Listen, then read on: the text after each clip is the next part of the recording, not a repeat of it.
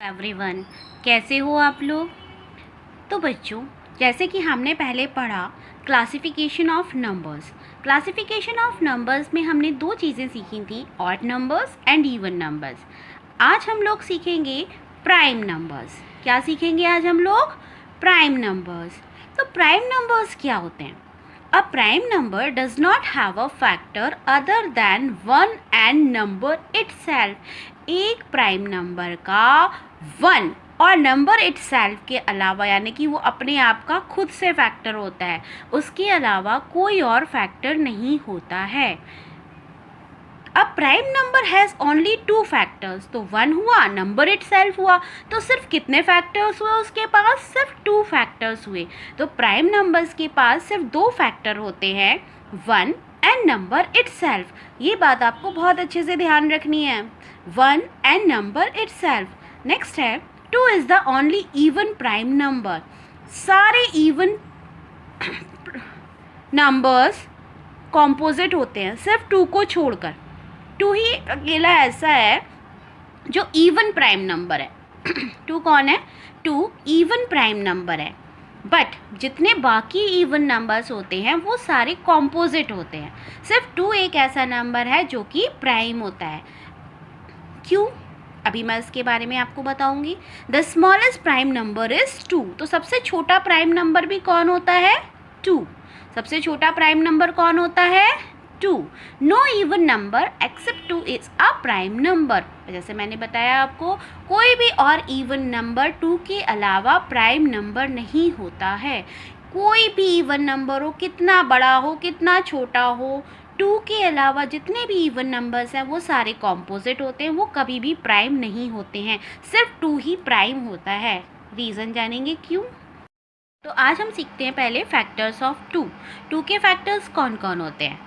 One, one सबका factor होता है, और नंबर इटसेल्फ टू, क्योंकि टू और किसी टेबल में नहीं आता है, तो अब हमें यही देखना है कौन किस किस टेबल में आ रहा है। अब फैक्टर्स ऑफ थ्री, तो थ्री का कौन हुआ? वन तो सबका हुआ, थ्री भी सिर्फ अपने ही टेबल में आता है, थ्री किसी और के टेबल में नहीं आता है। तो ये दोनों क्या हुए? Factor of two. कितने फैक्टर्स हुए हमारे पास? Two factors.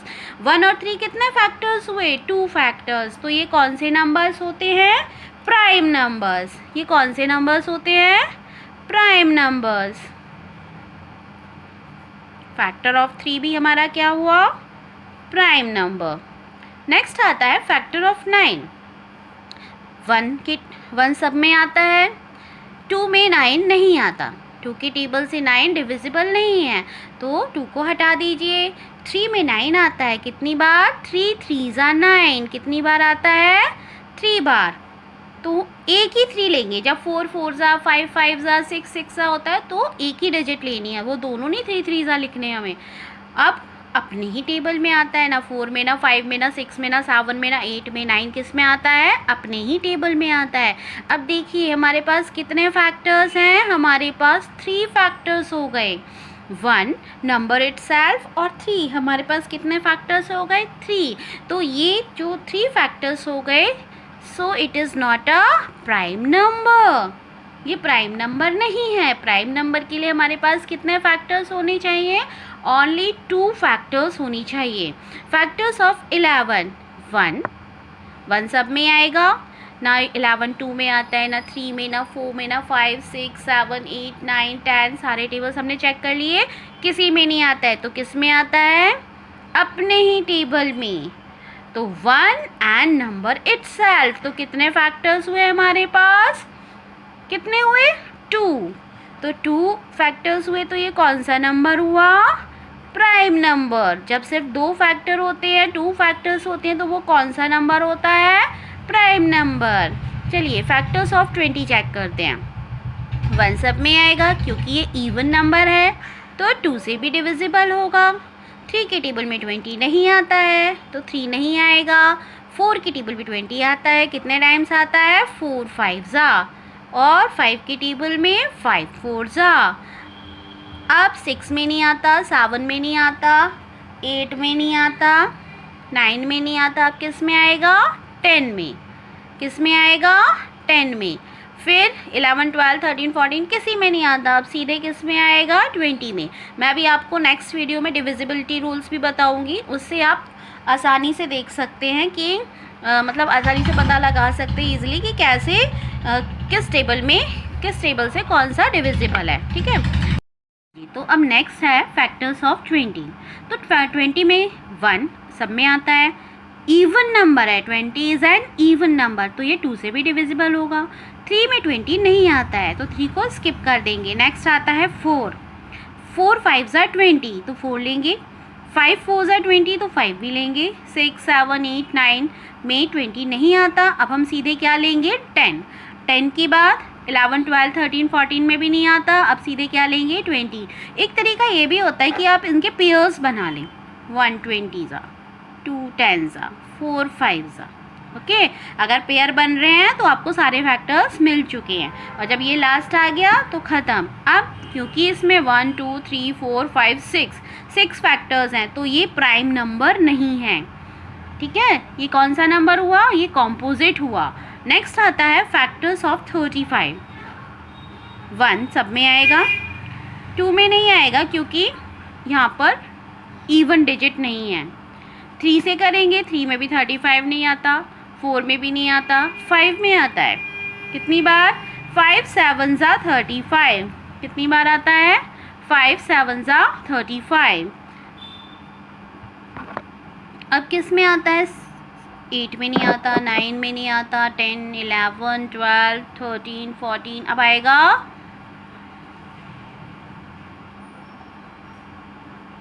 अपने ही टेबल में। अब 35 सीधा किस में आएगा, अपने ही टेबल में। चलिए अब इसके फैक्टर्स काउंट कर लेते हैं, 1 2 3 4, तो ये कौन सा हुआ, प्राइम नंबर या कॉम्पोजिट नंबर। अगर इसके पास 4 फैक्टर्स हैं तो ये कौन सा हुआ, ये क्या हुआ, कॉम्पोजिट नंबर, तो ये भी प्राइम नंबर नहीं है, ओके। नेक्स्ट है फैक्टर्स ऑफ 41। क्या है, फैक्टर्स ऑफ 41। चलिए 41 के फैक्टर्स निकालते हैं। 1 क्योंकि ये इवन नहीं है तो ये 2 से नहीं जाएगा। 4 1 + 5, तो ये 3 से भी नहीं जाएगा। 4 5 6 7 8 9 10, ये किसी से नहीं जा रहा, ये सीधे किससे जाएगा, अपने टेबल से जाएगा। तो अब चलिए काउंट करते हैं कितने फैक्टर्स हो गए, 1 and 41। 1 and 41 कितने फैक्टर्स हैं हमारे पास, 2 फैक्टर्स, तो ये कौन सा नंबर हुआ, ये एक प्राइम नंबर हुआ। तो बच्चों ऐसे ही कई सारे नंबर्स लिखिए और उसमें से प्राइम नंबर्स पिक कर। कॉम्पोजिट नंबर्स क्या होते हैं, वो नंबर्स जिनके एटलीस्ट 3 फैक्टर्स होते हैं, कम से कम 3 फैक्टर्स होते हैं या उससे ज़्यादा भी हो सकते हैं।